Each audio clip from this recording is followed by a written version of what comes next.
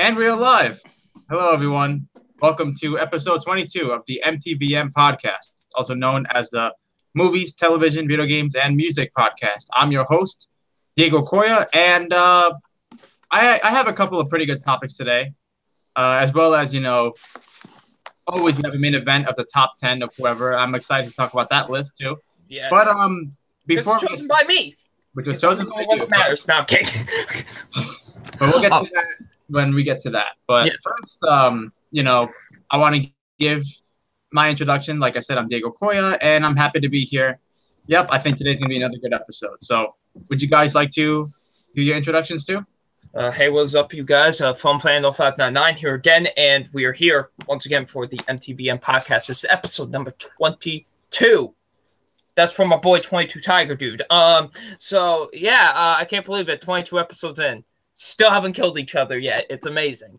So, I got some topics. I got to choose the top 10 for this week. So that's pretty exciting. And, hopefully we just have another good show. I agree. All right. And no one else has to introduce. We can move on. God damn it. You guys know me. I'm your boy, Skinny Penis.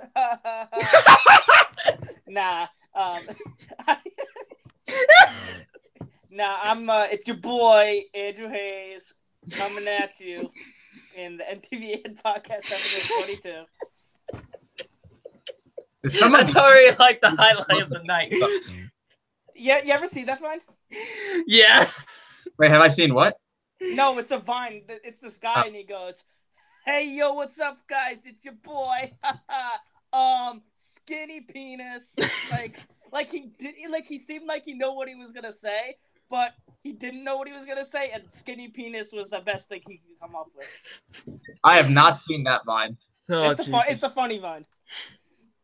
All right, so in the live chat, we have the Jose Critic Backup, Owen Buckner, Justin Williams, Samuel One World Reviews, and Danny Russman.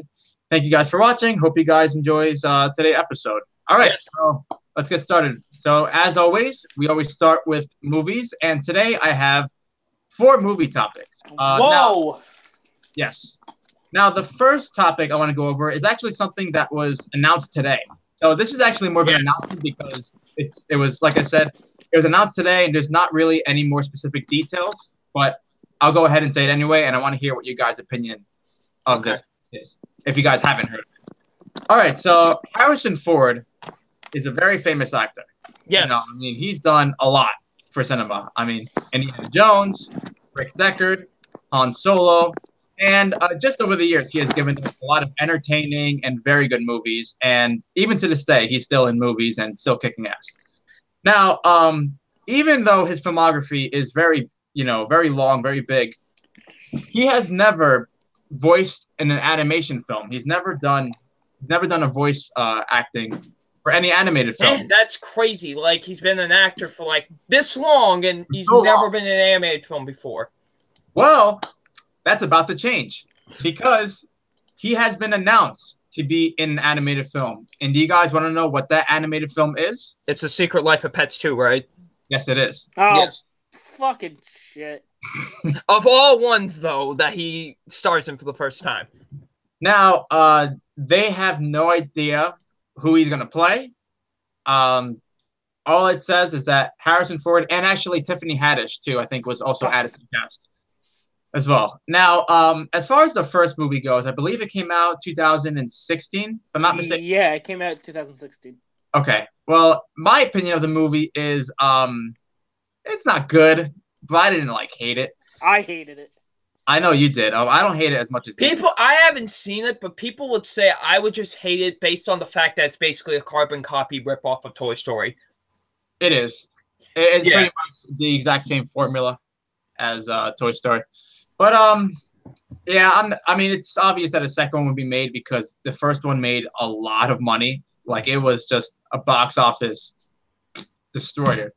So now a second one is going to be made. It was inevitable. It's going to happen. And Harrison Ford is added to the cast. What do you guys have to say about this? That's interesting to say the least. Like I said before, with the fact that Harrison Ford had never been in an animated film beforehand, like for all these years he's been an actor, and this is the first one he's going to be doing. It's The Secret Life Pets 2 of all fucking things. But, you know, who knows? I still haven't seen the first one, but maybe this one could be good. Maybe Harrison Ford could bring something to it. Who knows? Yeah.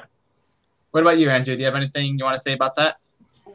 I mean, why is my question. I mean, for money, obviously, that he's doing it. But, like, I mean, I don't know if I'm going to see it because I just couldn't stand the first one. So why would I waste my time with the second one? Okay. Because you like to torture yourself. Yeah, you're the same guy who saw Norman the North and Dirty Grandpa as a double feature. So I also saw Snatched and Fist Fight as a double feature. yeah, so I mean, you just. I wonder what this year's torture double feature is.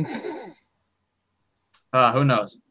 All right, so that's pretty much it. Like I said, they announced it literally today. So and that's all they had. So there's no really specific detail of anything. So I'll just go move on to my next topic. All right, so my next topic, this was like announced around 5 days ago, I want to say, or 6 days ago. This is regarding Deadpool 2. Now, Deadpool 2, as you guys know, will be released next month, May 17th, if I'm not mistaken. I believe that's 18th, but close 18th. enough. Okay, 18th. Yeah, May 18th. But it's already breaking records for rated. According to Fandango, for a rated R film, it's the fastest record for selling. That it sold its tickets for a rated R film within the first 24 hours. Ooh. It surpassed 50 Shades of Grey. So, thank the Lord. Yeah, thank the Lord. And also, it is now the third movie of the year to break records behind Black Panther and Avengers Infinity War as far as pre-selling tickets go. And where does it go to show that superheroes are the shit? Exactly. Yeah, and now this is not surprising to me. Why? Because the first one made so much money, and despite the fact that it was rated R, it was one of the most successful movies of that year in terms of box office wise. And also it got a lot of praise from critics. I believe it was like an 84% on Rotten Tomatoes, and a lot of people on YouTube and film enthusiasts in general had the movie on their top 10 of the year list. So this one's coming out with a lot of hype. This is easily one of the most anticipated films of the year. Is this movie going to make more than Avengers Infinity War? I'm telling you now, no. But it's going to still make a lot of money. It's going to be very successful. I don't even know if it will make more than Black Panther, to be honest. No, probably not. No, probably not. But even then, it's still going to make a lot of money. Yeah. So, yeah, I mean, that makes me happy. I mean, what makes me happiest is that it surpassed 50 Shades of Grey. Which we can all thank the Lord on that. 50 Shades of Grey. And, yeah. I mean, we'll have to see. I'm very excited for the movie. Obviously, I love the first one, and I cannot wait to see how the second one turns out. So, what do you guys have to say about this? Oh yeah, this is awesome. I love the first movie. The first movie was actually my best movie of 2016, if you all remember. And yeah, the sequel looks really great. Looks like it could be more bombastic than the first one, to be honest with you. Like, hopefully, I really want it to be at least a good movie. Because, I don't want to be disappointed because I really don't with this movie. But I hope it is good, at least. It does look promising. And I'm not surprised at all that this is breaking records, honestly, because a lot of people, like you said, are anticipating this movie. Not just me, but others as well. So, yeah, cool that it broke its record. Thank the Lord it broke 50 Shades of Grey's record. Thank God. But, yeah. We'll just have to wait and see what the movie has to turn out for. Yes. All right, and Andrew? Yeah, no, I agree with everything you guys say. Thank God 50 Shades of Grey isn't the movie, and Deadpool 2 is. All right. So my third topic is a very controversial statement from this man named James Cameron. James Cameron. James Cameron, this petty motherfucker. Yeah, basically. So James Cameron has said some words regarding the MCU, or more particular, the Avengers recently. Now, for those of you who don't know, Black Panther has surpassed Titanic domestically. Thank Jesus. You don't like Titanic Titanic? is over fucking rated. Thank you. I fucking love the Titanic. You leave the Titanic alone. Oh, I love the Titanic too. It's just the fucking movie itself is not good. All right, but anyway, now what James Cameron said, I do have the article written over here because James Cameron is, and it says here, he's going to be upcoming Avatar 2, 3, 4, and 5. And he wants people to have superhero fatigue. I'm hoping we'll start getting Avenger fatigue here pretty soon. Not that I don't love the movies. It's just, come on, guys. There are other stories to tell besides gonadal males without families doing death-defying things for 2 hours and wrecking cities in the process. It's like, oi. Yeah, so... And that's the guy that wants to make 4 fucking Avatar movies. And the same guy who keeps on wanting to make fucking Terminator movies. And last year, I believe he also spoke negatively of Wonder Woman as well. How he felt like it was actually a step backwards for a woman as opposed to a step forwards. Yeah. So, yeah, it's pretty obvious this guy is not a fan of the superhero genre. You know, like, who isn't? Because it's the fucking popular thing now to just hate on the superhero genre for no reason. Yeah, and I think it's mostly a popular thing with like the movie fan base that are really into art house and independent films and think just because a superhero movie is out, it can't be capable of being anything more than just a fun time at the movies, which is stupid. Yeah. Which is stupid because there are plenty The Dark Knight, The Crow, Logan, a lot of movies have proved that. Right. And, yeah, I mean, Spider-Man 2, The Incredibles. Yeah, I don't know where he's coming from, honestly. Like, you have this guy who, number one, is making sequels to... I'm pretty sure no one's asking for it. Literally, no one is asking for an Avatar sequel. Like nobody's. It's almost been 10 fucking years since the first one, and he's still trying to make sequels to this shit. And he's taking like so long to make. Weren't they supposed to come out like 2014, 2015 originally? I remember the second one was supposed to come out in like 2012. I remember. Yeah, then they kept pushing it like 2015 and 2017, and God, even like IMDb has like 2020 something, 20 like. By 2026, I think all 4 Avatar movies will be out. But anyway, 2036 at this point. What do you guys have to say about what this guy says? I mean, look, Aliens, Terminator 1, Terminator 2. Look, Terminator 2 is one of my favorite movies of all time. I mean, I used to watch that movie all the time when I was a kid, and it will always be one of my favorite movies ever. Yeah, Aliens is it will always be one of my favorite movies of all time. Yeah, and actually the first Terminator as well. I mean, that's just the first Terminator is actually my favorite movie from his. So, I mean, it's it's great. I can understand. It's fucking great. It's awesome. So yeah, the guy does have a lot of talent, but not really on his side when it comes to the statement. So, what do you guys have to say about this? I agree 100%. The dude is listen, we can't take away that the dude's a talented director. He's proven it many times beforehand. But the Wonder Woman thing and now this, like, he's just, I don't know. He just seems very petty, like you said beforehand. That's what it just seems like with me. Like, it's like, I feel like this with a lot of people. Hell, even Steven Spielberg, even though as much as I love the man, he's my favorite director of all time, even he was like this at one point with like superheroes. Now he's fucking directing a superhero movie, so look at how the tables turn. But it's just like, I don't know, he's just seeming very petty to me and just like acting like a child, kind of, almost, in a way. I saw someone post on Facebook. It was like James Cameron complaining about superheroes, and it was like the newspaper from Simpsons where it's like old man yells at the sky. That's what they did for James Cameron. It's pretty funny because that's what it seems like with this guy. But yeah, that's just really my thoughts. I think he's just being very petty about this. Yeah. Brian Mendoza, who's also in the live chat. Oh, my boy. He says, I what's up? think an Avatar theme park is good enough. Actually, don't they have one in Disney? Yeah, they have one in Disney. That seems pretty cool. I mean, I would actually go to that. I haven't been to it personally, but I know someone who has, and it says it's like pretty cool.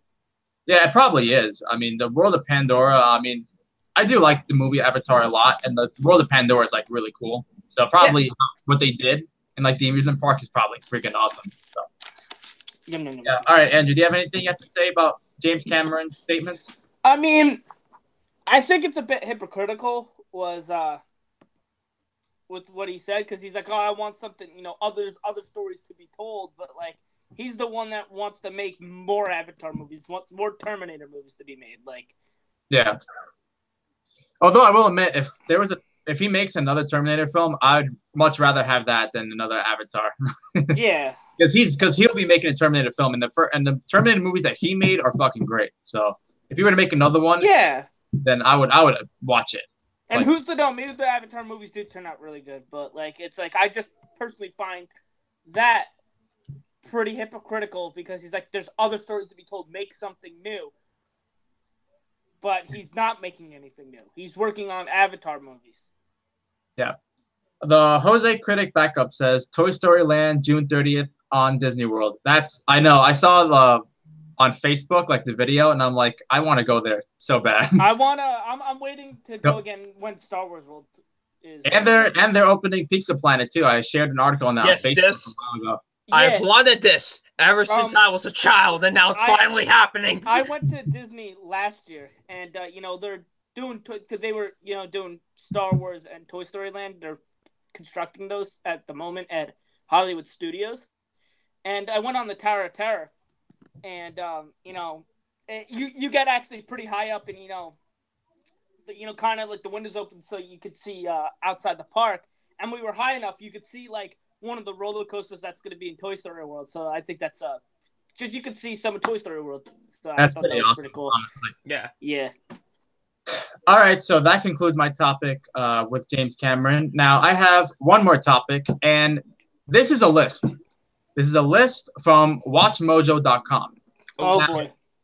Now I watched this list, and there's just one choice in particular that got me so pissed off in this list, but I'll just say what the list is. These are the top 10 scenes that almost ruined good movies. So in other words, good movies that apparently had one scene that was so awful, it almost just completely degraded the film as a whole. Oh, damn. Now, what I'm gonna do, because some of these are spoilers, but don't worry, none of these movies are new. So likely you have either seen it or you haven't, whatever. But yeah, these are the scenes that are apparently almost ruined what Watch Mojo thought were good movies. So are you guys ready for the list? Oh, Jesus Christ. I don't know if I'm ready, to be honest. Nah, I'm always. I mean, there are some choices I agree with, but then there's some I'm like, and there are a couple I haven't even seen. All right, so Okay. Number 10. Number 10 is Iron Man 3, and the scene that almost ruined the film was the Mandarin reveal. I can That did ruin the movie, though. I can understand that, though. Yeah. But, like, it didn't almost ruin the movie. It did ruin the movie. Yeah, I mean, it was an issue, but I didn't. I mean, I can understand, but, like, I was very disappointed when I saw it. Although I know a lot of people defend that scene. I mean, it seems like that scene really divides people. It's like divides people, yeah. Yeah. I just thought I was very disappointed, honestly. I was actually like, I don't know how to feel about this, but yeah, I was disappointed. All right, so number 9 is from Die Another Day. I have not seen the movie, but I have seen this scene, and it is Bond surfs a tidal wave. Oh, Jesus, I've seen this. Oh, God. Awful. Oh, my God. The CGI is unbearable. It looks like it's on the Sci-Fi Channel. Like, that's how bad. But Die Another Day is not a good movie, though. Like, like I said, I haven't seen the movie, but I guess they consider it a good movie, and they said that scene almost ruined the movie. That's like one of the worst scenes in the whole film. Actually, it is the worst scene in the whole film. Damn. All right, well, I did see the scene, and man, it looked bad. They actually said it was so bad, I think that's what motivated them to reboot the series with Daniel Craig. Okay, so that was number 9. Number 8, The Matrix Reloaded, the CGI-filled Burly Brawl. That was awful. Reloaded is not a good movie, though. I mean, I personally, like, look, the first one's one of the greatest movies ever made. But the second, I mean, I didn't hate it, but, like, I will admit that scene. Oh, God, the CGI with that scene, like, what the fuck was that shit? Man, that's, like, worse than PlayStation 1 graphics, honestly. My God. It looks like really, they look like rubber. I mean, they look yeah, it was like that early 2000s, like, rubber effect. Like, what the fuck? Yeah. All right, so that was number 8. Number 7, American Sniper, you guys know what it is. The fake baby. I would say it almost ruined the movie, but I mean, I don't even think it was as bad as people said it was. People were like, "Oh my god, it's so god awful!" Like, because the scene was like, "Is serious? What's going on?" Like, is him and Bradley Cooper and his wife are having a serious conversation. But I mean, it was a little distracting. But I don't know. That's just me though. I mean, do you guys agree with that choice? No. not necessarily. Yeah, sure, it was a problem, but I don't think. Or do you think it like almost ruined the movie? No. No. All right, this is the one that fucking pissed me off. Number 5. Number 6, you mean? No. Okay, no, we're on number 5 then. No, this is number 6. This is not the one that pissed me off yet. Number 6 is Revenge of the Sith. That movie's good. The part it is good. Fuck all of you. Yeah, no, fuck you. Where Darth Vader at the end says no. You know, at the end where he's like, yeah, that seems no. stupid. That did. I mean, again, I'll say this: how could you ruin a movie when the movie wasn't that good to begin with? Yeah. I mean, if you compare it to episode 1, episode 2, I mean, yeah, it's a fucking. It looks like Empire Strikes Back, but I mean, yeah, it's fucking like Schindler's List compared to those two movies. Yeah. All right, so what was the one that pissed you off? That was number 6. All right, no, this is the one that pissed me off. The Return of the King, the Goofy reunion. What? So what the fuck? So at the end, where Frodo wakes up from bed and then he's smiling at Gandalf and everyone's like happy he's there. They said that scene was so goofy and over the top that it almost ruined the film. Why? Okay, hold on. First of all, it didn't ruin anything. Second of all, that's like one of the best scenes. I mean, the whole movie is like. Yeah, even if that wasn't a very good scene that wasn't executed well, the rest of the movie is just so good. Like, it can't something that stupid couldn't have possibly ruined the movie. It wasn't even bad in my opinion. Did you guys find it?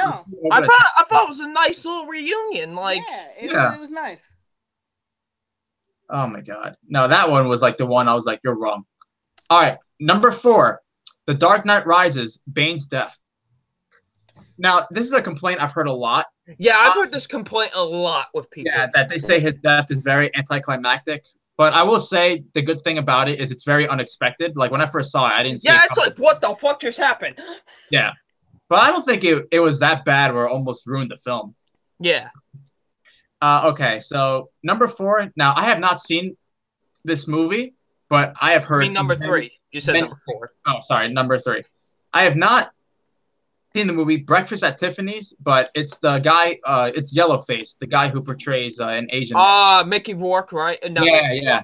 Mickey Rourke, whoever the fuck it is. Yeah, I know what you're talking about. I haven't seen the movie, but I know what you're talking about. Well, I have seen the scenes of him, and like, yeah, it's known as one of the most racist things ever. Because it's a white guy portraying an Asian, but they purposely slant his eyes, put buck teeth, put glasses, and then he talks like an Asian, and it's so awful. And it's like, what the fuck? Like, did you really think this was a good idea? Like, yeah, and actually, the movie supposedly has great reviews too. Like, it's supposedly known as a very good movie, but it's just that one character and that one arc that is just awful. All right, number 2, Superman, the original, Rewinding the Time. Oh, yeah, that's not good. That's not a good scene. But I wouldn't say it almost ruins the movie for me, but yeah, it's not a good fucking scene. All right, number 1. Number 1 now, have any of you seen the movie Sunshine? No. No. I haven't seen it either. So apparently, Pinbacker, whatever that means, is the worst scene of Sunshine. I don't know. I always wanted to see Sunshine, though, but yeah, that's the list. Fuck them for having Lord of the Rings Return of the King on there. Yeah. That goofy reunion. No. Besides that, it wasn't a bad list, I thought. Yeah. I mean, half the movies weren't all that great to begin with, so. Especially Die Another Day. Why the fuck was that on there? Or fucking Revenge of the Sith. You know what should be on there that I would say almost ruins a good movie? The Twist and Brave. Ooh! That's one that should be on there. Oh, yeah. Yeah. So those are all my movie topics. Now, Double Nine, if you have any topics for us today in terms of films, please go ahead and share them. I got 2. I got two. Two. One for the two phones, one for the. Okay. Now, my first movie topic is a trailer discussion. It's going to be on the newest Venom trailer. I forgot about that. This trailer released a few days ago.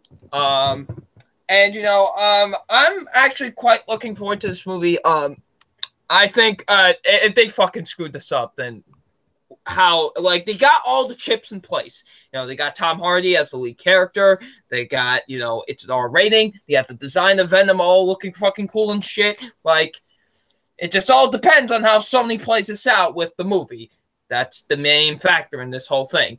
But I will say this trailer was really cool. I like the direction that they're taking it. They're actually seeming like they actually want to make something out of Venom, unlike in Spider-Man 3. And, I think it honestly looks like a really cool movie. I like the direction that they're going with Eddie Brock. I think Tom Hardy is perfectly cast as his character, it seems like.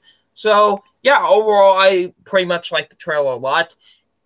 Especially the ending, when we finally see him in, like, his full Venom form. It's quite amazing. So, yeah, did you guys see the trailer? I saw the trailer. I also saw the trailer. And, Thoughts? Well, I wish I could agree with you. I wish I could be as excited as you are, because I'm just not feeling it. I will say this, positives. One, I actually did like this trailer more than the first trailer, because the first trailer didn't do anything at all for me. What I will say about the second trailer is, one, and this is something I predicted before any trailer was out, Tom Hardy, he's such a phenomenal actor. I mean, the guy is just killing it after everything he's in, and it looks like he's going to be great in this movie. I mean, he's probably the best part about it, if we're going to be honest. And they showed that scene at the end with Venom, and admittedly, it looks pretty cool.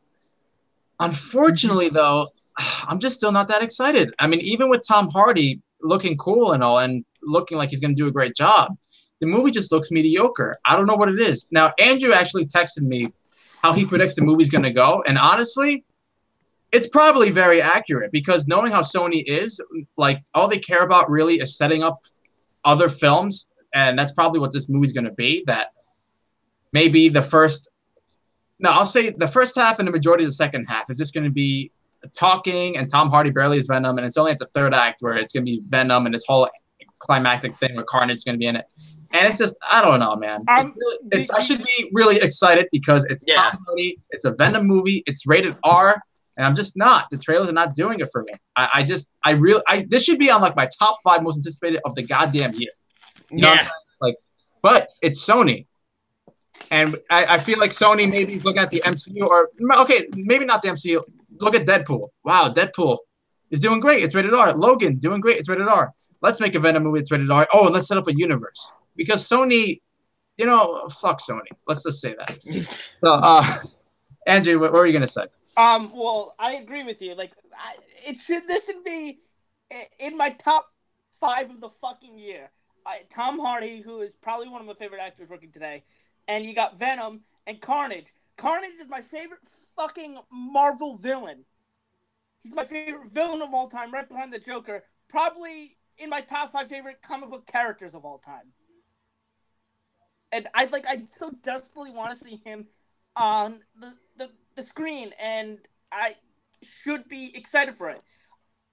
But besides that, I also just really like the alien symbiote storyline. I think it's a cool storyline. I think it's very interesting. Probably one of my favorite storylines, with Venom and Carnage and Anti-Venom and Toxin and all those guys. Like, I just love it. And if you guys don't mind, I'll read exactly what I texted Diego. How I think what's gonna go down, because it sounds pretty accurate to me. Oh, yeah, no, I was reading it. I was like, oh my God, you might be like the Oracle. You might know the fucking Yes. So this is what I texted him. What is probably going to happen is Venom is going to face the military or some shit, and that the military has the hold of the alien symbiote that makes Carnage, and they're going to give it to Cletus Cassidy, who is, who ends up becoming Carnage, making him Carnage, and having a fight with Venom in the end, only to have Carnage lose. And this will all happen within, like, the last 20 minutes. Yep. Probably. Probably. Yeah, I'm not. Look, I really want to be excited, but I just can't. Although I will say, Tom Hardy, like I said, looks really good as a part. But what do you guys think of the design for Venom? I like it. It looks pretty cool. Actually, I'm sorry. Danny Russman did say one thing I agree with in the chat. He said, I like how Eddie Brock's voice actually sounds different as Venom. Yeah, I like that too. Because in Spider-Man 3, when Topher Grace, when he turns into Venom, he literally sounds exactly the same as when he's human. So I actually like that the voice sounds different. Yeah. Yes. That's more accurate. So at least I got that part right, or it looks like. So. All right. On to my next topic. And it's another thing from Sony, actually. And that is Jumanji 3 is confirmed for Christmas 2019 by Sony Boss. Did they announce already? What? They announced the second one already? Yeah. Did they announce the second one? Is what I'm asking. Oh, No, they already had the second one. Welcome to the Jungle. Yeah, Welcome to the Jungle. What he's saying is Welcome to the Jungle is the second one. Oh, okay. So this will be the one right after. Okay, gotcha. Yeah, this will be the third one. So Jumanji Welcome to the Jungle was like a surprise fucking hit. Like, not only critically, but successfully as well. Like, this shit is, I think it almost made $1 billion. I'm not even joking. Yeah, I think it almost crossed there. It's over the $900 million mark. Man, and that was just crazy. I did not expect this at all for this movie. But the movie was actually really good. I actually quite liked the movie a lot. I don't know if you guys have seen the second one yet. I haven't seen it. I still haven't seen it, actually, and I want to see it because everyone tells me how surprising and good it is. I just haven't had time, and a lot of movies last year, a lot of movies that were praised or just whatever, I just haven't seen because of time. But I haven't seen Justice League yet. That's the whole meme of this whole thing. Yeah, I still haven't seen Justice League. No. I just saw Atomic Blonde last week. So. I'm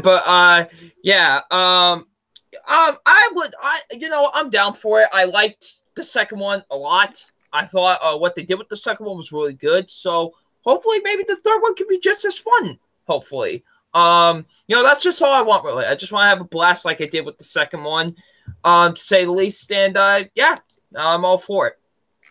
I don't know what you guys got for it. You guys got any thoughts about it and whatever? Well, it's just kind of hard for me to say because I still have yet to see Welcome to the Jungle. But if it's as good and as fun as people say it is, then, maybe a sequel is warranted and that maybe the sequel will be just as good. So we'll have to see. Mm-hmm.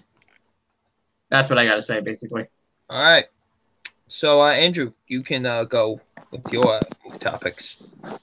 Okie dokie smoky. Hold on. Okay, I got 4 topics. Ooh. So my first topic is it's only a rumor, not confirmed. I just thought it was interesting and kind of wanted your thoughts about it. So I see.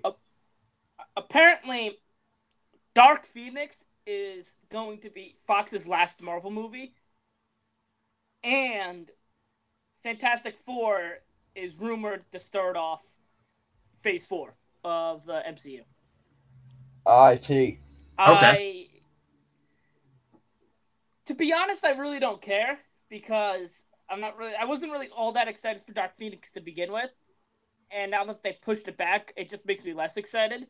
Yeah. And as far as the Fantastic Four kicking off the Phase 4, I really don't care as well because I've never been a fan of them. So, just this is more because I'm interested to hear your thoughts about them. Yeah, I'm interested to say the least because I do like the Fantastic Four a lot as a team, and I want them to actually have a great movie. They do. The Incredibles. You know what I'm fucking trying to say, okay? But I really do want them to have a great movie, and hopefully, maybe I hope this rumor is true, and hopefully Fantastic Four is what starts off Phase 4. That'd be pretty clever. Like, Phase 4 starts off with the Fantastic Four. That'd be pretty clever. I'd be down for it, honestly. Diego, what do you think? X-Men Dark Phoenix, I could give a shit less, honestly. I never was really that excited for it anyway. Whatever. Fantastic Four, though, it's not like I'm super hyped, but if the MCU are doing it, I mean, it is cool because Fox clearly had no idea what they were doing with the movies anyway. I mean, the first two films are bad, and the 2015 one was one of my most anticipated films of that year, and it was not only was it massively disappointing, but it just sucked so much ass. And the fact that MCU, if it's true, and if the MCU does it, we could finally have the first good Fantastic Four movie. But like I said, we have a great one. It's called The Incredibles, and the second one's coming out this year. So, so yeah, that's all I gotta say. I mean, X-Men Dark Phoenix, I don't care, honestly. And it sucks because I love the X-Men, so I should be excited for the Dark Phoenix. But who cares? Yeah. So that's all I gotta say. So my second topic is actually this was announced last week, and I meant to talk about last week, but I forgot. So I'll talk about it this week. So we got more casting news for It Chapter 2, and the news is that James McAvoy and Bill Hader are also in talks for the movie. If they both are confirmed, if they both do sign on for the movie, I think that's great because they're both actors I really enjoy, and James McAvoy is a very underrated actor, has many great performances, and Bill Hader also one that I really like. I love him in Superbad, and there's a bunch of other movies that he's really good at, and I think he would really fit the role of Richie. And you already have Jessica Chastain who's in it, so these two do end up doing it, I think it's a great cast already, and I'm excited to see who else they get on. Yeah. Mm-hmm. But honestly, I think McAvoy is kind of... There's more of a chance that he will sign on than he won't, because Jessica Chastain did say a couple things towards it that she's happy to work with McAvoy again and whatnot. So I think McAvoy is in it, but I don't think it just hasn't been confirmed yet.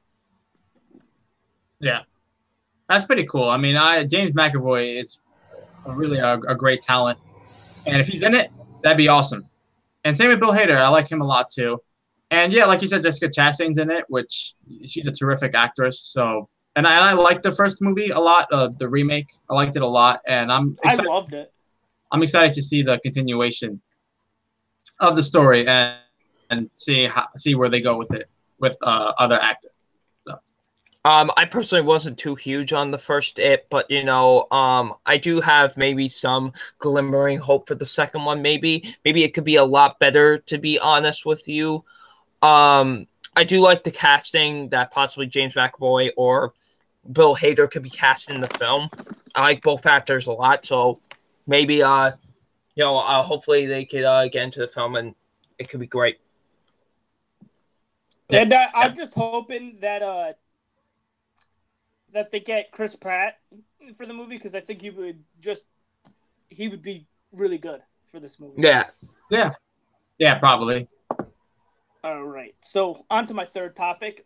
It's I got a little list that I did myself because Infinity War is coming out soon. I thought it'd be cool if I did top 5 favorite MCU characters. Now these aren't. These are just any character that has appeared in the MCU. I'm gonna, they qualify for this list. I do have one honorable mention, and that is Howard the Duck. Who doesn't love fucking Howard the Duck? I don't love the movie, that's for sure. Honestly, Howard the Duck is a guilty pleasure of mine, to be honest. Really? Yeah, it's just so cheesy for me, and it's stupid, but I have fun with it. All right, so what's your top 5? All right, so coming in at number 5 is Loki. Nice.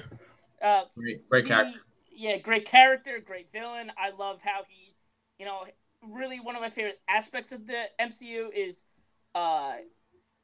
his relationship with Thor, and while the first 2 Thor movies aren't the best, one of the best parts about those movies was Loki and Thor and the relationship.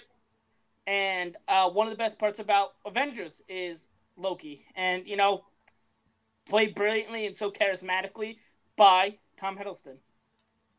Mm-hmm. Coming in at number 4 is Iron Man. Nice. Just a great personality, great character, played great by Robert Downey Jr. Coming in at number 3 is Star-Lord. Nice.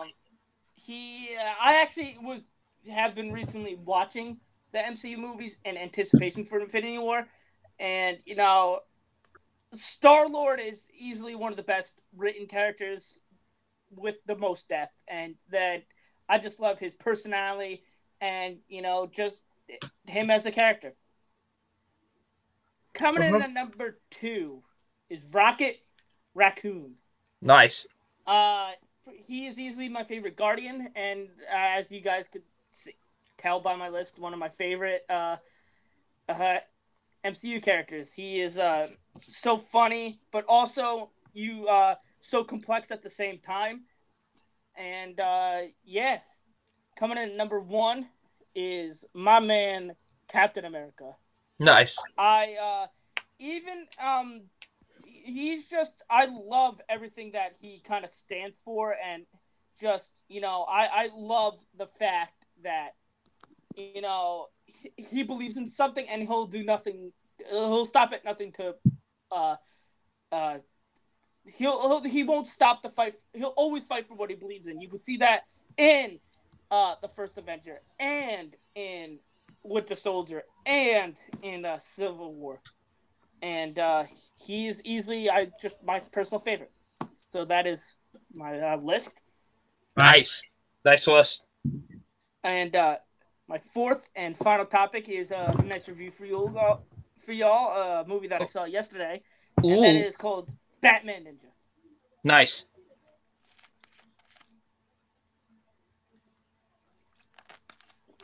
So, So this is one that I was actually really looking forward to because it looked awesome, and I thought it could have been just something interesting, because set in Japan and in the style of anime, and I just thought it could be something different and maybe a new take, and I loved it. I thought it was fantastic.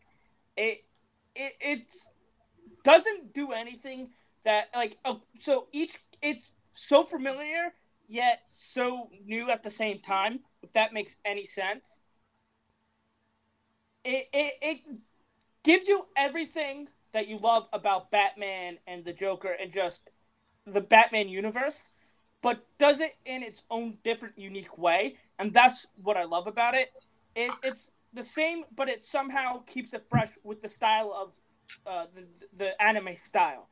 Each character has its own unique look, and I know people are complaining about it, but it's just, I thought it looked awesome because I like anime, and I just if Batman was an anime, this is what it would look like. This is what Robin would look like. This is what the Joker would look like. This is what this character would look like. Yes. Yeah.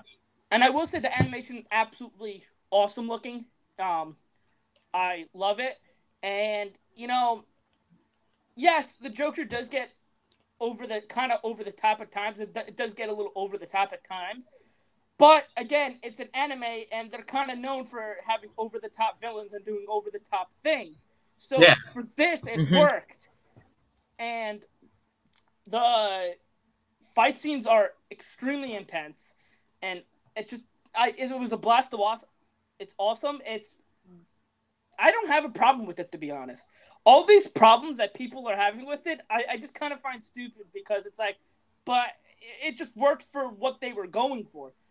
It's in the style of anime. If it was, I don't know, a live action version, it wouldn't work, because if they would probably try to be more serious than this. But in this one, they're not trying to be all that serious, and they're not trying to overstep not trying to be something they're not, and they're being everything that they want to be and they're supposed to be. I give this a 10 out of 10. I love it. It's probably one of my favorite movies of the year so far, and I can't wait to see it again. Now, how was the pacing? Fantastic. All right, so I've seen recently a DC animated film that came out this year called Batman: Gotham by Gaslight, and that's actually that's set in an alternate universe like around the 1800s. So like if people were living like how they lived in the 1800s. Yeah. Like so it seems like they're kind of doing the same thing with Batman Ninja, like they're putting in an alternate universe and trying to make it work for that time period. Just my problem with Gotham by Gaslight isn't even that. It's like I think it's pretty slow and there's a twist. I don't even know what to think of it. I mean, it was all right overall. But yeah, I'm very excited for Batman Ninja. That's a film I'm anticipating. I saw the trailer at Comic-Con and I was like, "Oh my god, I need that movie now." And it's a good thing it's out now, so I will see it soon. I hope I can see it soon. I'm definitely excited to see it. So, by the way, before we get into some TV news, we have breaking movie news. Really? Really? Yeah, breaking movie news. Yes. Apparently, A Quiet Place 2 is moving forward at Paramount. Oh, really? Oh shit! Nice. So, this was just literally, I just saw this just now. So, there you go, people. Nice. All right. All right. So, all right. Now on to TV topics. Yes, TV topics. So, yes, me and Double Nine, we have the same exact movie TV topics. So, let's go, bitches. let me on this one. So, one of the most popular franchises of all time is Fast and the Furious. Fast and the Furious is just making a lot of movies. Like the last film, like the first opening weekend made like over $500 million worldwide. Like it's crazy. Yeah. And now they're going to be doing something a little different. They're going to be doing an animated TV show for Netflix. Oh, okay. This sounds like the greatest fucking thing of all time. By DreamWorks. Oh, okay. Yeah. Now, I have no idea what to think of this per se, honestly. Maybe it could be cool, maybe not. I mean, obviously, I think it's made because this is a money-making machine. Like this Fast and Furious, yes, a lot of money, and they're already coming out with another movie, a spinoff of Hobbs and Shaw, directed by the guy doing Deadpool 2. So, yeah, maybe it could work, maybe it couldn't. I don't know. I just find it random, honestly. Yeah, it's random. That's the best way to put it. Yeah, but who knows? Maybe Fast and Furious and animation, maybe it'll be like TV PG and maybe more kids will watch it. Who knows? Yeah. What do you think of it, Double Nine? What do I think of it? Yeah, pretty much it's random. Like, this came out fucking nowhere. Like, apparently there's an animated series of Fast and Furious now going to happen over at Netflix by DreamWorks. Yeah, it's pretty weird, but you know what? I actually might watch it because I'm quite curious to see what they'll do with it. Like, see Dom in anime version go family. Maybe that'd be pretty funny. Who knows? Yeah. I'm kind of anticipating. I'm kind of interested to see where it can go. I agree. All right. Do you have any thoughts on that, Andrew? A Fast and Furious? I mean, animation. If it's good, it's good. If it's not, I mean, I don't know. Give a shit. Fuck Fast and Furious. Are you anticipating it at all? No, I'm probably not gonna watch it. Oh, okay.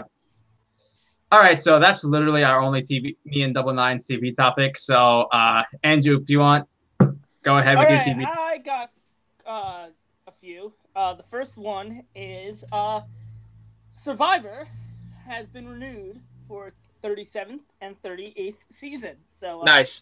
That makes me very happy because I am a huge fan of the show, and it's just great to see it going, you know? Yes. I mean, this is pretty much expected. I figured, you know, they just announced it, so why not just kind of talk about it a little bit here? So I'm happy about it. Let's hoping those two are good seasons. Yes. And speaking of Survivor, I got a review for Survivor the Amazon. Nice. It is the 6th season. I'm really jumping around with these. And it's an okay season. Nothing too special, really mediocre, to be honest. Because there aren't very memorable characters. There's probably 3. And the winner is all right. But it does. One of my personal favorite characters is in the show, Rob Cesternino. I think he's widely considered to be one of the best to never win. And you could see he was obviously ahead of his time, was playing really, really well. And it was actually very interesting to see it now because the way he played is kind of how most people play nowadays. So it was interesting to see, how different and new it was at that time. So I give it a 6 out of 10. Okay. Nothing special. Nothing to go crazy about. Yeah. And I got the last thing is actually something me and Double Nine are going to do together. Hello, everybody. It was funny. I came to you, I want to say, over the weekend, Friday or Saturday. I pitched this idea, and yes, he liked it a lot. So it's a top 20 current WWE/NXT superstars. And what we're going to do, because it is 20 is a lot, we don't want to take too much time with this. We're going to do 20 through 11 on this podcast, and on episode 23, we are going to do 10 to 1. So we're doing the first half today, next half next week. So I guess we can go, how we do it in the top 10s is if we have the same one, we can just talk about it together. Yes. And I'll start off, and my number 20 is probably one of the most over guys in the company today, and that is Rusev. Yes! What day is it? Rusev Day! And I guess we could kind of throw Aiden English in there, but more Rusev. But, yes. Just this man, I could appreciate someone, because, anybody can essentially wrestle. I think it's very harder to connect with the crowd and to have charisma, and Rusev has done that. He has connected with the crowds, and he is Rusev, and I think he's one of the most underutilized, underrated stars on the roster today. I really hope they are doing something with them because very many people get over on their own. So he obviously has talent, and they should utilize him more. Yeah, because with Rusev, with me, I thought, I thought he was always a good wrestler, but, when he was doing, the whole Russian thing, it just seemed too generic to me. Even the Russian thing really worked for me because, that was because it was funny, and because him and Lana worked well off of each other. Yes. But then they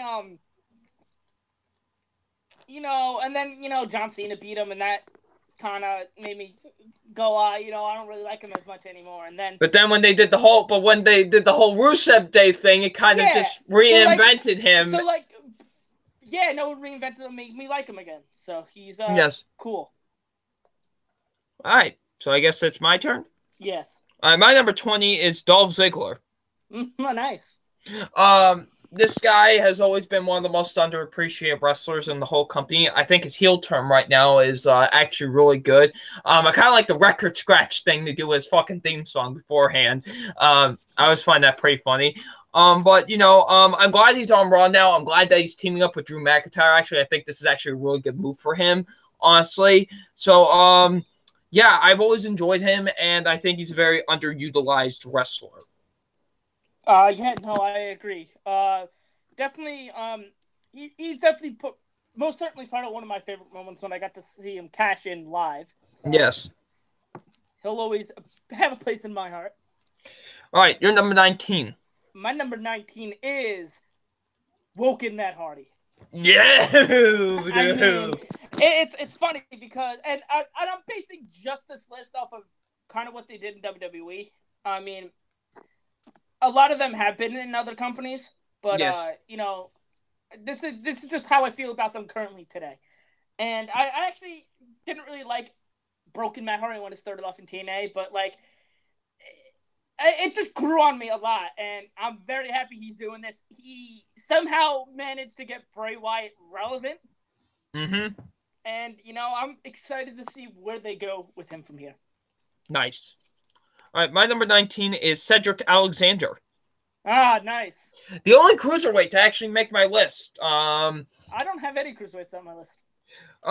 There's a reason why he's the champion right now, because he's the fucking best one in that entire roster. The dude is entertaining. I think he's a really great cruiserweight. He's very athletic. I honestly want him to be just brought up to like Raw or SmackDown, and just like wrestle the other guys. You know what I mean? Like, I think he could be a real great talent. I just, hopefully once he's done in the cruiserweight division, maybe they'll actually bring him up and maybe he could wrestle like AJ Styles or some shit. That'd be pretty cool if you ask me. So yeah, he's one of the most athletic dudes in the company right now, and I absolutely love him. I'm glad he's the cruiserweight champion right now. So yeah, my number 19 is Cedric Alexander. Yeah, nice. All right, my number 18 is Sami Zayn.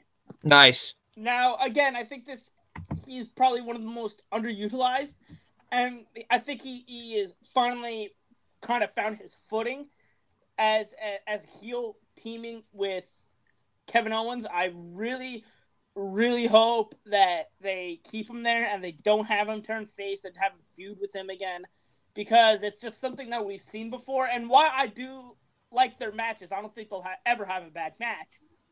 Yeah. But I think that it's interesting that he is now teaming with Kevin Owens, and I would like to see him, get a tag title shot. And it would just be, very interesting, and it's just something new that we haven't seen before. So, Sami Zayn is my number 18. All right, my number 18 is the Usos. Oh, nice. In my opinion, the best tag team that is going right now in the WWE. These guys, I will admit they were getting stale at one point, but once they turned heel and did the whole day one-ish thing, like, they started becoming really relevant again, honestly, and they reinvented themselves. At least I think so, at least. And they've, they put on some entertaining matches with, like, the New Day. Their feud with the New Day was actually one of my favorite feuds of last year, to be honest with you. I loved their tag team Hell in a Cell match. Oh, yeah, that's one of my favorite matches probably in the WWE last year. So yeah, I think they're an awesome tag team, and they're by far my favorite tag team in the whole WWE right now. So yeah, my number 18 is the Usos. Nice. All right, my number 17 is Drew McIntyre. Nice. I agree with Double Nine. I think what he's doing with Ziggler is pretty cool. I loved his promo this past Monday on Raw. I think it was really, really awesome. How he's talking about how people lost their edge and whatnot, and it was just something interesting. And, he was great in NXT. Even before that, I thought he was kind of pretty... You could obviously see there was a lot of potential when, he was the chosen one and whatnot. Mm-hmm. It kind of sucks that he had to do the 3MB thing, but, he came back, and, I really hope that they actually do something with him this time around. All right, my number 17 is the Beast incarnate himself, Brock Lesnar. Nice. Dude, the dude, he's the Beast incarnate for a fucking reason. The dude is just, I will admit, I do think he should probably just drop the title already, and give it to someone else. But this dude is still one of the most real athletic dudes into the company. He's a guy that just doesn't give a shit, and just kicks people around. I mean, fuck, look what he did to Roman Reigns at WrestleMania. He literally elbowed him so hard that he started bleeding. So yeah, he's just one of those guys that just keeps it real, and I like that a lot. So yeah, my number 17 is Brock Lesnar. All right, my number 17, or my number 16 rather, my bad, is, some people might question it, but, Double Nine will understand. People got to understand my love for this woman. And, I included them as one, but more so, Peyton Royce, but the iconic duo. I think they are just absolutely brilliant and fantastic. And they might not be the best wrestlers, but, their character is really fucking awesome. Yeah. And I just like how they're like the snobbish girls that, are best friends and whatnot. And they'll double team you and whatnot. And I just think it's awesome. But more so Peyton Royce, I think she... AKA wants her to be his wife. No, that's Daisy Ridley. But okay. But fuck you. Peyton Royce is awesome. But the iconic duo, they're awesome, and I think they we've seen it before with Lay Cool and the Beautiful People over in TNA. Yeah. But never really liked them, and these people, they have somehow made me like them better than any of those. So, Iconic Duo, my number 16. Nice. All right, my number 16 is what the fuck just happened here. Sorry about that. Okay. Something happened. All right, my number 16 is Johnny Gargano. Nice. This dude is is obviously one of the best wrestlers working into. Hell, he put on the match of the year so far, in my opinion, at least with Arcia Damas. How the fuck do you say his name again? It sounded like you said Amadeus. Yes, Amadeus. Andrade Cien Almas. There, thank you. This Johnny Gargano is just a fucking incredible wrestler. He has some of the best ring attire as well. I love it. I love it how he came out with like a Thor Ragnarok inspired attire at Takeover New Orleans. The dude is just incredible at what he does, and he's one of my absolute favorites. So yeah, my number 16, Johnny Gargano. My number 15 is the Velveteen Dream. Yes. He is essentially a modern day Goldust and just a fantastic wrestler. I love how well he works his character and just how into it he is. One of my favorite matches of last year was him versus Aleister Black, and he was fantastic in the ladder match at TakeOver New Orleans. The future is bright with this guy, and I can't wait to see what he does. All right, my number 15, 115, right? All right, my number 15 is Aleister Black. Nice. The current NXT champion himself. Aleister Black is just a badass. This guy's put on some of the best matches I've seen. Like his match with him and Adam Cole was fucking one of the most brutal things I'd seen in a long time in wrestling. And it was great to see him finally become the NXT champion at New Orleans. So yeah, Aleister Black, awesome wrestler, comes as my number 15. All right. My number 14 is the guy you just mentioned not too long ago, and that is Jonathan Gargano.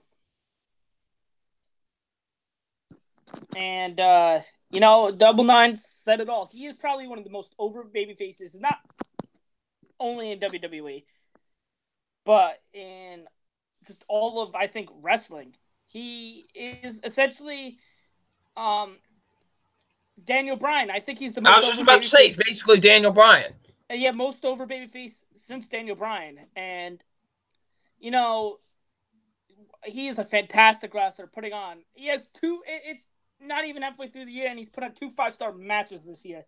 That is amazing. Mm-hmm. And he put on some 5-star matches. In the past, the 2 out of 3 Falls match at TakeOver Toronto, 5-star match easily, and I'm so happy I got to see him versus Almas live. It was such an honor to witness it, and he deserves all the credit in the world for that, and Almas too. So Gargano is my number 14. All right, my number 14 is Samoa Joe. Nice. The Samoan Bulldozer, baby. This guy is a behemoth of a monster and a machine. This guy, I've always loved Samoa Joe. Whether it be in TNA, Ring of Honor, NXT, he's just always been one of my favorite wrestlers. And so far, I think what he's done in the WWE has been pretty solid, on the main roster at least. I hope he becomes the WWE champion. Since he's on SmackDown now, I think he has a lot better of a chance to become world champion. I'd love to see him become WWE champion over on SmackDown. That's just me. I agree. It's funny because the SmackDown main event scene is stacked now, and it's funny because I want all those guys to be WWE champion at like the same time. Yes. But we obviously can't have that happen. All right. My number 13 is the glorious one, Bobby Roode. What he did in NXT was absolutely brilliant. I just wish they would turn him heel, and because he's a face, that's why he's so low. I still love him a lot. He's fantastic in the ring, but if they were just turn him heel, he would probably be in my top 5, to be honest. And but he can wrestle in the ring, and what he has done in NXT has been fantastic. And it's just kind of disappointing to see him this low because I know he should be much higher. All right, well, I would say Bobby Roode is also my number 13, but this is actually one of the 3 ties that are actually on this list entirely in general, actually. Oh, nice. Okay, this is actually between both a female wrestler and a male wrestler, actually. Awesome. And that is Asuka and Bobby Roode. That's my tie for number 13. Okay, cool. Asuka is my favorite female wrestler working today, honestly. I think she's an amazing wrestler. I'm glad that she got to keep her streak throughout the entire, for 3 years, like, she kept her streak and everything, which is pretty cool. Longest reigning women's champion in NXT. And she's just accomplished so much in just such little time she's been here in the company, and it's quite amazing. And she absolutely deserves this because she's amazing, and I think she's a really phenomenal wrestler. Now, Bobby Roode, on the other hand, Bobby Roode is amazing. I do agree. I think he should have went as a heel when he first debuted, but I don't mind him as a face either. I think he actually works pretty well as a face too, to be honest with you. The glorious entrance is the fucking best entrance in WWE today, in my opinion. And he's just an overall phenomenal wrestler. You know, I've always enjoyed the dude. I thought he was actually the best heel TNA had in quite a while. Like, I don't know if you watched his, like, heel stuff on TNA. I stopped watching TNA back in 2010. But, dude, you missed out on that, at least. Like, that was, like, the best thing about TNA at the time was, like, him as a heel. I will say the only other time I watched TNA past 2010, like, live, was when Chris Sabin was facing Bully Ray for the world title, because I love Chris Sabin, and it was just an exciting moment for me. Yeah. And he won, so I was really happy about that. But then he lost it like a month later. But he won. But yeah, Bobby Roode, Asuka and Bobby Roode come as my number 13 as a tie. Nice. Coming in at my number 12 is your father, Finn Balor. Oh, my father. Finn Balor is just a talent in the ring, and I kind of missed the demon stuff, but I think that they're saving it for something truly special. So I'd rather it be a once in a while thing rather than. I actually like that's a once in a while thing. You know, bring it out when it's necessary to bring it out. Not oversaturating it. Yes. And kind of, overstates welcome. But I really do like what he's doing with Balor Club for everyone. I think it's pretty important, and it just something cool. And Balor Club, I'm glad to know that Finn Balor would accept me and everybody. Yes. I think it should be Balor Club for everyone, unless you're an asshole. Yes. I think that's what it should be. Like Balor Club for anyone except if you're an asshole. Balor Club for everyone, unless your name is Jackson. Yes, Jackson Fulcher. Jackson Fulcher is not allowed in Balor Club. Yes. But he's just extreme talent in the ring. I wish he would get another fucking title shot. The fact that he still hasn't gotten his goddamn rematch for the Universal title is beyond me. I just have a big problem with fucking Brock Lesnar and Universal title reign. But that's a different time. All right, my number 12 is Adam Cole, baby. Nice. Adam Cole, shock the system. Him with the Undisputed Era is one of my favorite things in wrestling right now. I think the Undisputed Era is just my favorite faction in wrestling right now, to be honest with you. I like what he's doing with that and everything. I'm glad that he won the first ever NXT North American Championship. I'm glad that he won that match. That fucking ladder match was insane, just in general. And yeah, the dude's I've always enjoyed this dude, whether it be he was in Ring of Honor, just the guy is an overall amazing wrestling talent, and he's shown it many times. I think he's got a bright future into WWE. Nice. And my final pick for today, my number 11, is the man, Seth freaking Rollins. Ooh, nice. The reason he is a little bit lower on my list, and just outside the top 10, is because I feel like the whole it's funny because he wasn't really all that special up until he got this curb stomp back. So I'm glad he got the curb stomp back. I'm glad he's got the champion. Kind of feels like he finally means something again, which is great because he's amazing in the ring. And easily, probably one of the best wrestlers in the company right now. And I'm excited to see what he does with the Intercontinental Championship and just to see what he does in just general. All right, my last pick for today is number 11, and that is Randy Orton. Nice. This guy is one of my all-time favorite wrestlers. And I still enjoy him to this day. I will admit he's nowhere on to where he used to be, but I've always had a special place for him in my heart, to be honest with you, because he's one of the first wrestlers I ever started really watching, and I've always enjoyed him. I think he is better as a heel than he is as a face.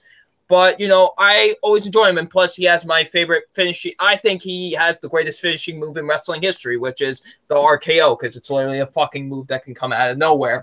I love those moves. It's like, I love moves like the curb stomp and the RKO, because they're so amazing yet so simple.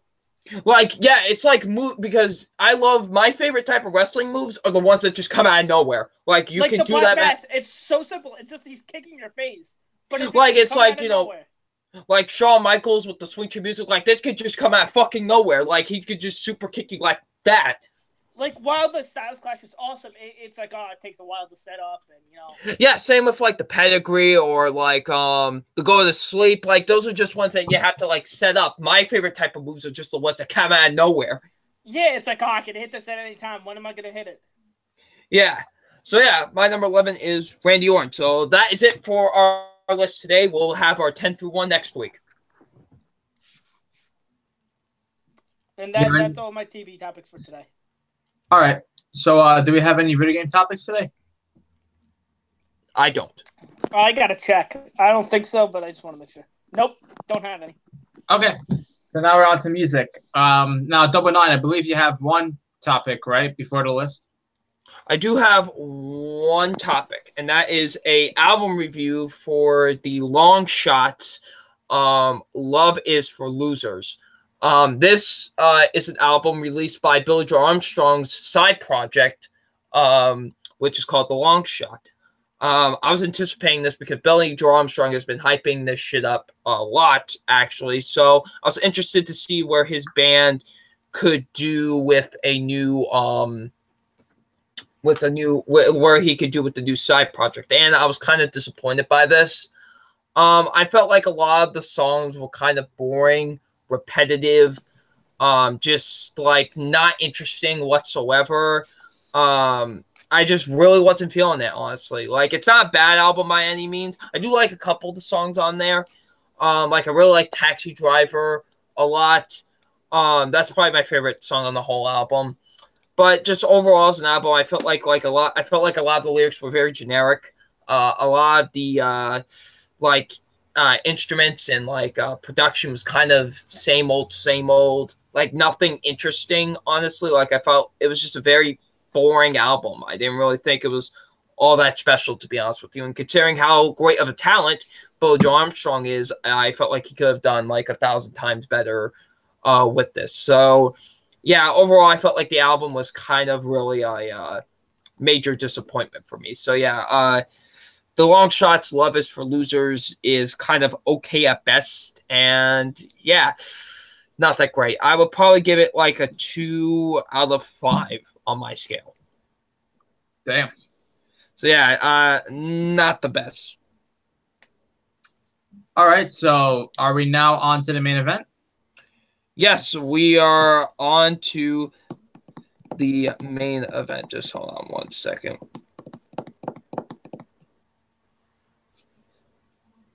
Okay, hold on. All right, so here we go. All right, so now it's my turn to do the list. I get to choose the band, which is pretty exciting. I always like when it's my turn to choose the band, and I chose for the first week. We do Soundgarden. Soundgarden is one of my favorite bands of all time. They're one of the best in the grunge genre and whatever. Chris Cornell is one of the greatest vocalists of all fucking time. Top 10 easily for me, at least. And overall, the band has produced some amazing, amazing music. All right, and we're going to celebrate that music today. So here we go with this list. I'm going to start off the top 10 list. It is my turn. My number 10 is Jesus Christ Pose. Nice. That's a great one. Jesus Christ Pose is one of the most intense fucking songs I've ever heard in my life. Almost 6 minutes long. Oh, man, just the intensity. Like, you kind of hear just, like, the bass kind of going a little bit crazy at first, and then the guitar riff going, like, it's just nuts to listen to. And then, you know, like Chris Cornell going, and you stare at me in the Jesus Christ Pose. Like, it's intense all around. And, like, I especially love the part where he's going, like, where I need to be saved. It's an amazing song. Like, I really love it a lot. It just gets you into a really intense feel with it. And it's like you're being, like, fucking strapped onto, like, a car. And it's just speeding down the highway. And that's how you feel while listening to this song. So, yeah, my number 10 is Jesus Christ Pose. All right, Andrew, what's your number 10? My number 10 is Smock Stack Lightning. Nice.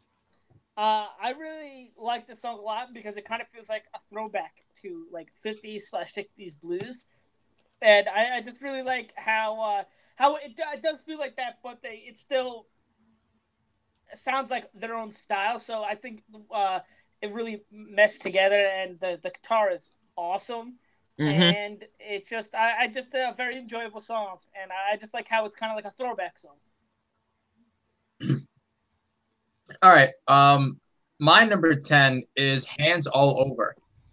Hands All Over is a really great song. A lot of these songs I've heard for the first time recently, so it's really hard for me to say like I've heard this song over and over again. But Hands All Over is a song that what I really like about it is the instrumentation, because I feel like there's more guitar playing than lyrics, and the guitar playing in this in particular is just freaking awesome. And the vocals in this are amazing, and it's just really cool to listen to, honestly. Hands All Over is a song that, it's one of the many songs that made me realize how great Soundgarden is, honestly. And, Hands All Over, even though it's only my number 10, I really genuinely enjoy the song. So Hands All Over is my number 10. All right, my number 9 is Flower. Nice. Flower, this is actually, I think, the earliest song that I have on my list from them. This is the opening track on their very first album, actually, Ultra Mega OK. This song is awesome. I love the guitar tone on this, where it goes like it's so fucking like awesome. I love how it sounds. Chris Cornell's vocal work sounds really cool on the song. It's just overall awesome way to start off an album, in my opinion. And I really want to let you know, like, hey, this might be a band that might be sticking around for a very long time. And yeah, Flower is such a cool song. So my number 9 is Flower. All right. All right, my number 9 is Somewhere. Nice. I really like this. The instrumentation in this is pretty good, especially the guitar playing, and I really like the lyrics and the singing in this. I agree with Double Nine. He's probably one of the best male singers of all time. Mm-hmm. And this just really showcases that, in my opinion, as long with the guitar playing. And the drumming is really good, too. My number 9 is Blow Up the Outside World. Nice. This is a song that is honestly badass. And you know what? That's a word you're going to hear a lot when I'm describing these songs. Because honestly, it is. Like, you just hear it, and it's intense. And it's like, when he says the chorus, like he says blow up outside the world like more than once, like it's like 3 times, like and then it's like, oh shit, like it's crazy. And yeah, like a lot of the songs range from like 5 to 6 minutes, I want to say, but honestly, it's like each is warranted because like every instrument and just everything that's going on is so great.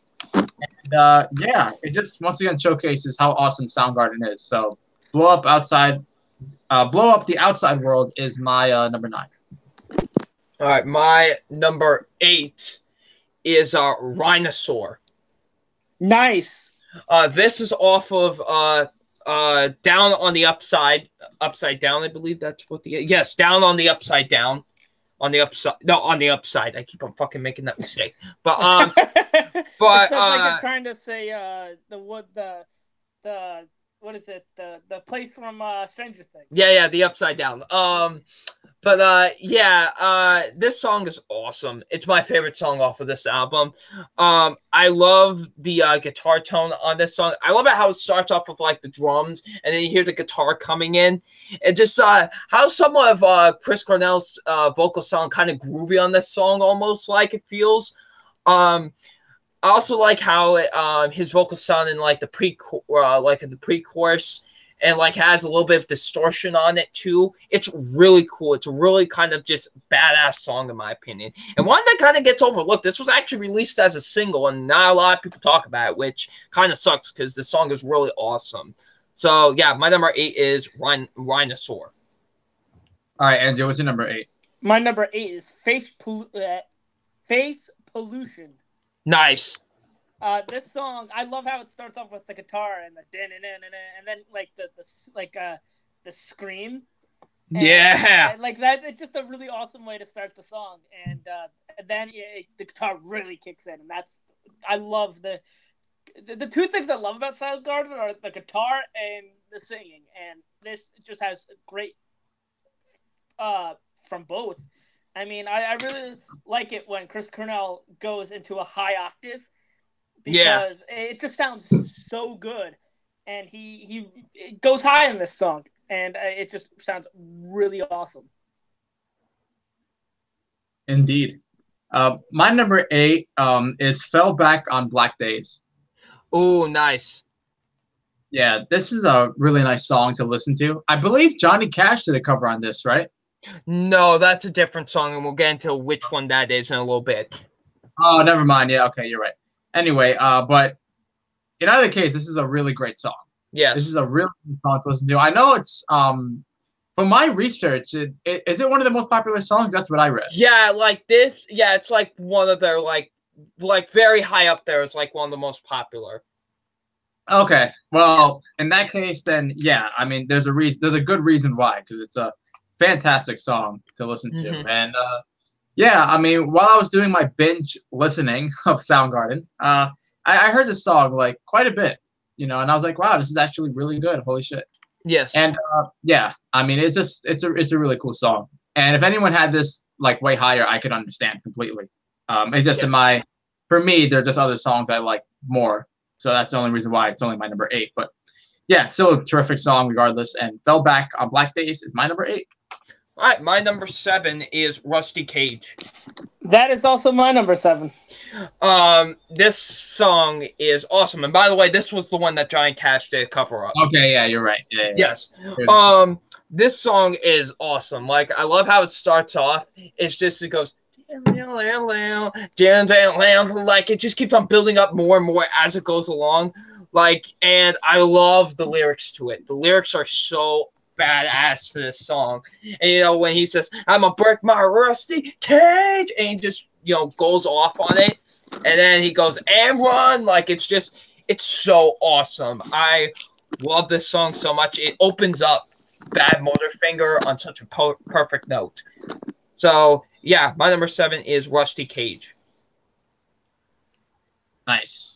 What's your number 7? And well, it was also Rusty Cage. Why is it your number 7? Well, yeah, no, I love how it like the beginning starts off with the and the chorus is fantastic and the singing's fantastic, and I really got nothing else to add. Double Nine said it perfectly.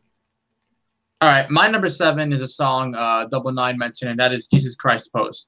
Nice. Yeah, this song, like you said, it's so intense. Like an intense song. And the music video is really good too. Oh, the music video it's like very high up there from like my favorite music videos from them. Oh, yeah. I mean, it's just insane. Just the whole song's insane, but it's awesome. Yes. It's so badass, and you just listen to it, and you just like, you just want to listen to it instantaneously after, because it's just like, holy shit, this song needs to be longer, and it's just so great from its starting point to like when it ends. And yeah, I just love it. So that's why Jesus Christ Posed is my number 7. All right, my number 6 is Let Me Drown. This is the opening track on Super Unknown. I love this song. This is honestly probably my favorite opening. This is like the third fucking song on this list that's an opening track. Like, it's weird, but it is like the perfect opening track to start off an album. I believe their guitarist said the same thing. This is like a perfect song to just open up an album. And it really is. Like, I love the drumming and the guitar on this. Like, and also the vocal work. And once he sings when Chris Cornell sings the first verse, and like he's like, oh, strip. Like, I like how it like sounds at that. I don't know. I've always got a kick out of that.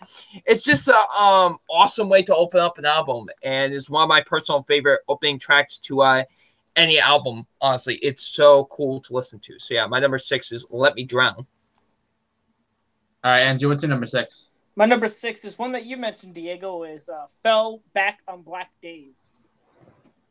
Nice. Yeah, no, it's one of the most popular ones for a reason, and it's just an awesome song, and I got nothing else really to add to this one. All right, my number 6 is Spoon Man. Nice. Yeah, this is a song I have heard before in the past. Oh, okay. I just never knew it was Soundgarden who sang the song. I was like, oh yeah, I wonder who sings that song. Well, now I know it's Soundgarden. But anyway, this is a really terrific song. And I see the people in the comments are like, oh yeah, you like this song. You haven't heard any of the Soundgarden songs. I was like, oh my God. Maybe people like it because it's freaking great. It's a badass song. Yeah. And yeah, no, it's just terrific all around. Also, another good music video too. I don't know if you saw the music video. Oh yeah, the music video is really cool to this song too. Yeah, and yeah, just I love the lyrics. Great vocals, like always, and yeah, just the instrumentation is just awesome in this song too, and it's catchy, really catchy. So, yep, Spoon Man, my number 6. All right, my number 5 is Halfway There. Nice. This is on the. This was actually on their last album that they ever released, King Animal, and I like the acoustic guitar played in the song. It has a lot of emotion to it. This is like one of their very emotional songs. Like, I really love how Chris Cornell's vocal sounds kind of broken, almost like in this song, and I really love the lyrics to it too, especially when you get to the chorus. It's very meaningful, and I really love it a lot, and really shows how talented Chris Cornell is as a songwriter and just as a musician in general. So, yeah, my number 5 is Halfway There. What's your number 5, man? My number 5 is Nazi Driver. Nice. This song is just awesome. Like, the bass of this is just absolutely fantastic. So such a good bass line. And then, it kind of builds up to the guitar and the drums and whatnot. And just the bass line is just so awesome in this. And it's just an awesome song. All right. My number 5 is, in my opinion, one of the most badass songs I've heard from the group, Outshine. Yes! Yes! Outshine is incredible. Oh, my God. This song really shines. Yes, yes. The puns. But no, this song is just amazing. I mean, I've heard it and I'm like, wow, this song is just crazy, man. I want to see them in concert and see them play the song. But I just love it, man. Just really phenomenal stuff. The song speaks for itself, honestly. Yeah, Outshine, my number 5. All right, my number 4 is Spoon Man.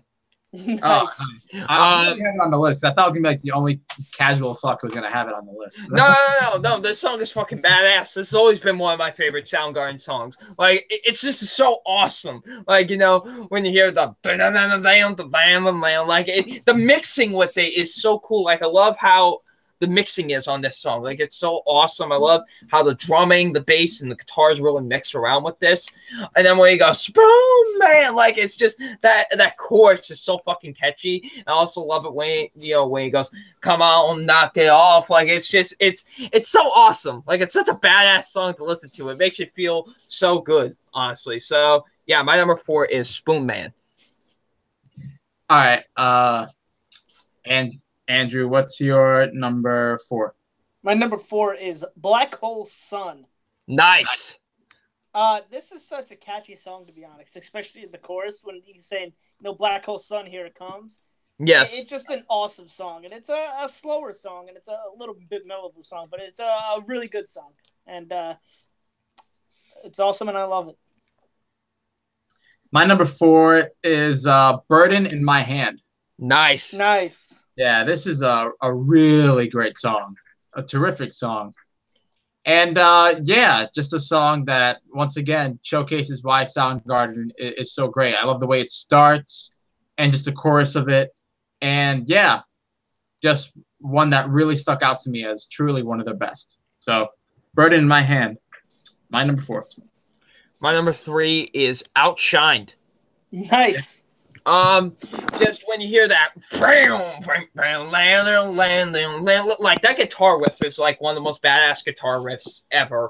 Like, it's just, I love it. I also love that lyric of like, I'm looking California, but I'm feeling Minnesota. Like, it's just, I also love it when it goes, oh yeah, like, it's just, you feel so awesome listening to it. Like, it's just, and then when he goes, outshine,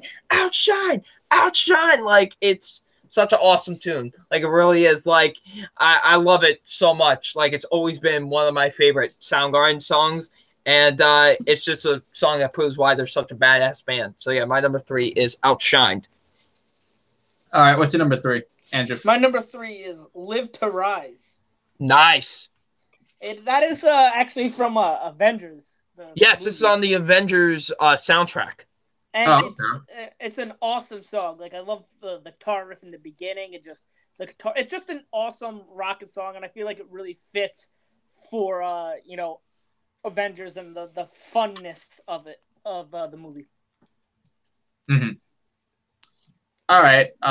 My number 3 is The Day I Tried to Live. Nice. Yeah, this song is just freaking incredible.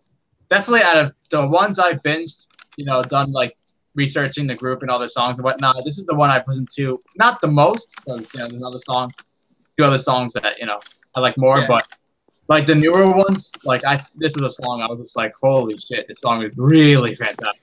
Yeah. Yeah, I mean the chorus and just it's one of those songs as the song goes on, it just gets better and better for me.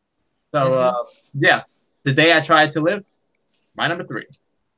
All right. My number 2 is 4th of July. Nice. I like how haunting this song sounds. Like, the guitar riff when you're hearing that, like, it's very heavy, the guitar on this. And it's like, it's very subtle at first, but then it keeps on getting louder and louder as it goes. And I love the vocal harmonies on this song, too. Like, I think they're really fantastic and very mixed well on this song, honestly. Like, I really love how the vocal harmonies are mixed on this song. It's such an awesome song that I feel like gets very, very overlooked.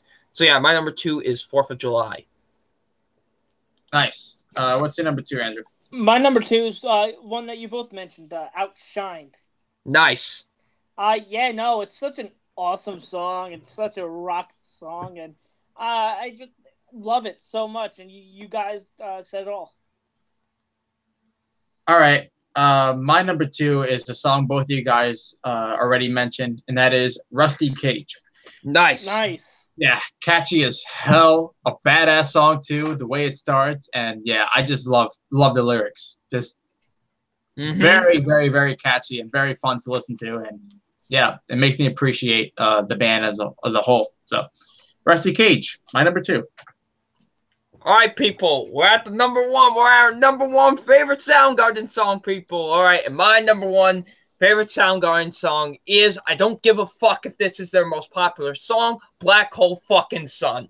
And that's my number 1 as well. What, Diego?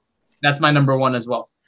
I don't give 2 shits if this is their most popular song. It's the best fucking song they've ever done. Like, this song is perfection. Like, this song is pure perfection. Like, when you hear just, it's one of the most haunting songs ever made. Like, it's like, you know, when you hear the like, it's just like that guitar riff, the fucking instruments, Chris Cornell's very isolated vocals on the song. It's such a mesmerizing song to listen to. It's almost like something you would hear at, like, the end of the world. Like, if the world was coming to an end, you will, like, hear this song. And then, of course, you know, when you get to Black Holes, something like when you get to the lyrics and stuff like that, like to the chorus, it's just, it's so awesome. It's so chaotic. Like, it's an amazing, amazing song. And then when you get to the guitar solo, it's perfection. It's, like, literally probably in, like, my top 10 favorite songs of all time. Honestly, it's such an incredible tune, and it's always been my favorite song for them. Regardless of it being if it's their most popular song or not, this is just, to me, their best song they've ever done. It's just perfection all around. In general, to be honest with you, I love this song so much, and it's easily my favorite Soundgarden song. Yeah. And the music video is weird too. You see the music video is like one of the weirdest music videos I've ever seen. Like, when I saw it when I was little, I was creeped out by it. I was like, oh my God, this is like... Exactly. But no, this song is phenomenal. I mean, the lyrics and just as it goes on, it's a beautiful song, honestly. Yes. And yeah, just... Beautifully haunting is the best way to put that song. Pretty much. Yes. Yeah. Yes. And that's all I got to say. I mean, it's just a really terrific song. All right, Andrew, what's your favorite Soundgarden song? I guess if you were worried about being, you know, a casual fuck, I'm the most casual fuck of them all because my number 1 is Spoon Man. Yes, nice. I really thought I was gonna be the only asshole who was gonna have it on the list. I'm like, wow, this guy's gonna be like.